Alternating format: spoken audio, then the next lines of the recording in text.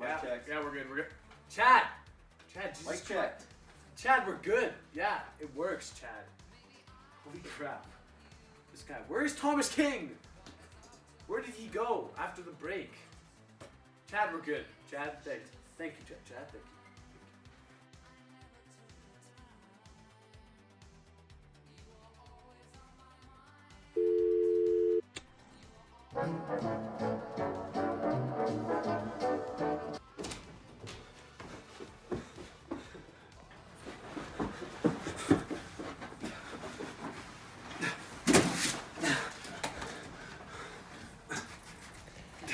Welcome to Calgary's #1 afternoon show with Holden McGroine.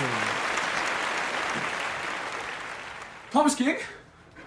We got Thomas King? Yeah. He's here? No. So, he's not here. No, not yet. Oh my god, thank God. Oh. Okay, I gotta go to the bathroom. I can't do this.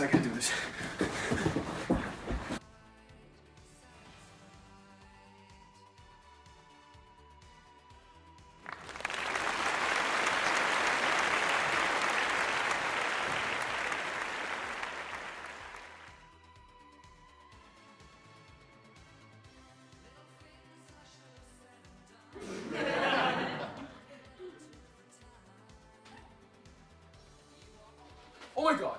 Thomas King? Oh my god!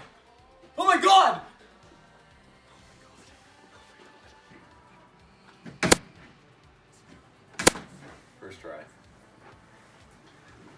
Wow, Thomas King, it is an honor to meet you right now. It's an honor to meet you, Mr. McGroine. Wow, I'm just very nervous right now, and must I say, you look so much more different than your about the author sections in your books that I have not read.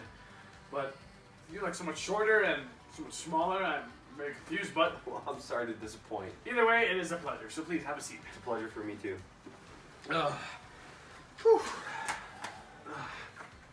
Just went pucking with the boys, so that's that. I'm just very nervous right now to have you on our #1 afternoon show in Calgary. So pardon me, I'm just gonna. Well, I'm honored to be here. Thank you.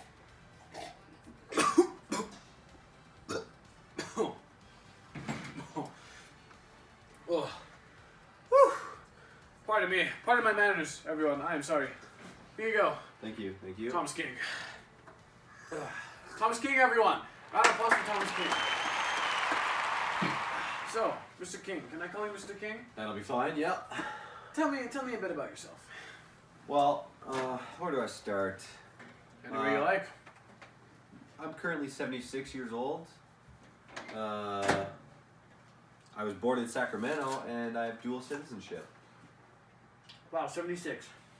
You look so much younger than 76, Thomas King. Thank you. I appreciate I that. can almost just get lost into your eyes. They're very youthful, as I do have. So, dual citizenship. Your parents must have been born in Canada. You were born in U.S. Sacramento, yep. Sacramento. So, I'm assuming that's how you obtained your dual citizenship. Correct, yes. That's very interesting because not many people have dual citizenship, including you, Deborah. Yeah, you don't have one. That's why he's on the show and not you. Okay.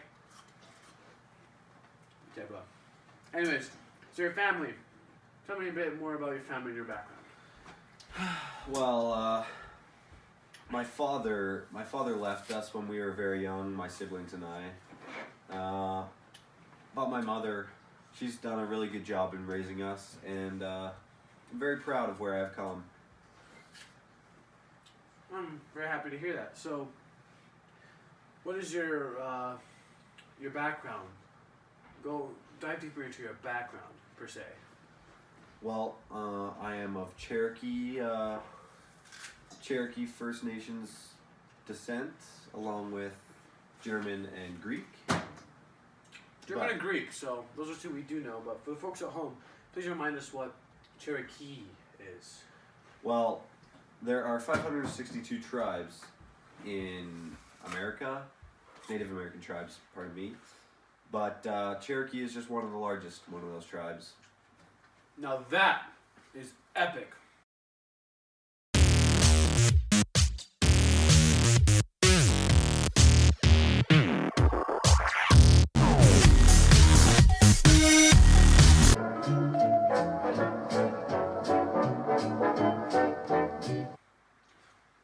You're so funny, Thomas King. But please, tell me about your role in your indigenous community as a part of the Cherokee tribe. Well, in 1980, I moved to Canada, and I went to Lethbridge, and I worked at the University of Lethbridge in Native American studies. And when I was in Lethbridge, I also was a faculty member at the University of Minnesota Native American Studies as well, just to sort of teach people and bring the message to like the forefront of my teachings. So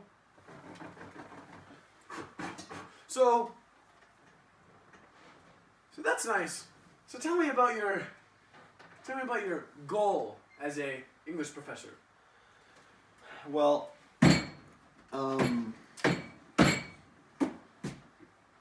throughout the years, Native Americans' land has been getting taken away, and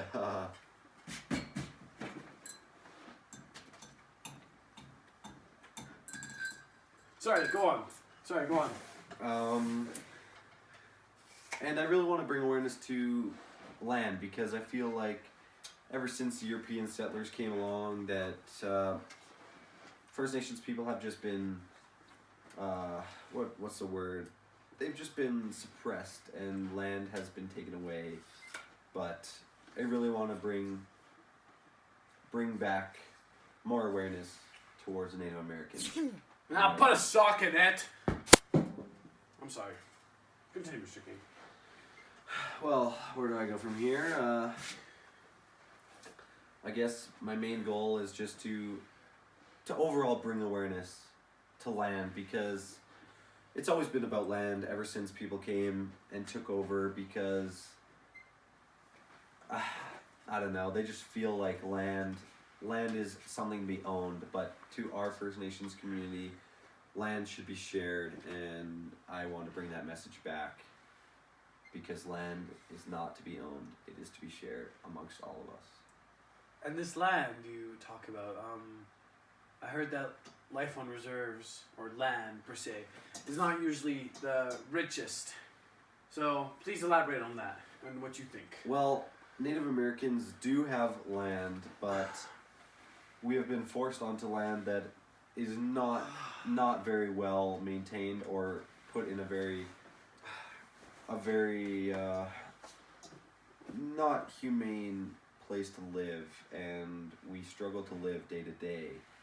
And so I just want to bring more awareness to the separation that Native Americans live in from our European counterparts, and I believe that we should fight for our land, because Native Americans eventually will probably have no land left, but that is not right, as we were the first people here. And that is a very valid point. And you mentioned a lot of other valid points through metaphors in your writings and your literature devices, and so many more of your books that I have not read at all, and I have no intentions of reading whatsoever. But we will get right back to all of Thomas King's writings right after this short break, so don't go anywhere. Wow. What do you think? Why were you so late today? Well, it was traffic, and I had to curb stomp 5 women to get here. It's crazy, right? Like, we're still in the air? Greg, what the? Greg!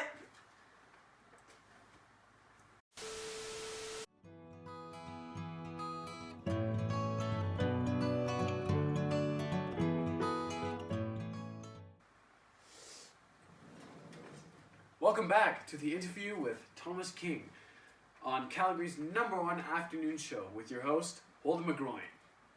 So Thomas King, tell me, you're the author of the famous poem, A Coyote Goes to Toronto, as well as your famous book, A Short History of Indians Living in Canada, which includes roughly around 19 short stories, so it is a pretty lengthy book. Yeah. So in these 2 texts, you try to address, well, you do address the ideas surrounding First Nation communities living in Canada. So please elaborate on that.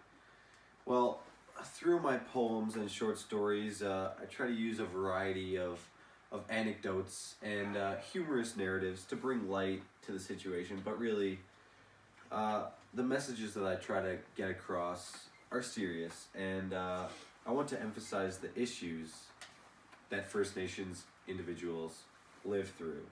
And one of those issues happens to be many Indigenous individuals feel that they need to conform to the new society that surrounds us, and it's forcing us to lose the ways of the past, which I feel is wrong, and we need to rekindle that connection between Europeans and Native Americans. So what do you think is a major barrier that is unkindling this connection between natives and Europeans? Well, I feel like in the Indian community is being overshadowed, and our issues are being overshadowed as well, and the society that we live in isn't bringing enough attention to our issues, and it's really separating our communities. It's really separating our communities, and that's been hard for some individuals because they want to be noticed, but we can't be noticed because we live separate from each other. That's great, and I totally agree with you, because we actually do need to raise more awareness of our Aboriginal communities, because, as you said before, the lifelong reserves are just absolutely terrible, and these were the people that set foot on Canada first, and I feel like we need to pay them with utmost respect. So what do you think?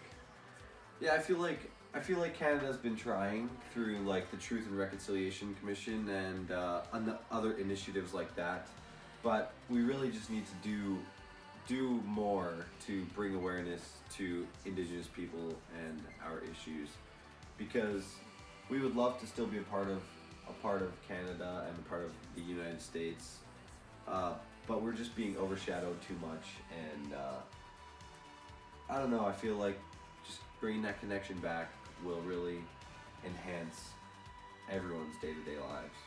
And I couldn't agree with you more.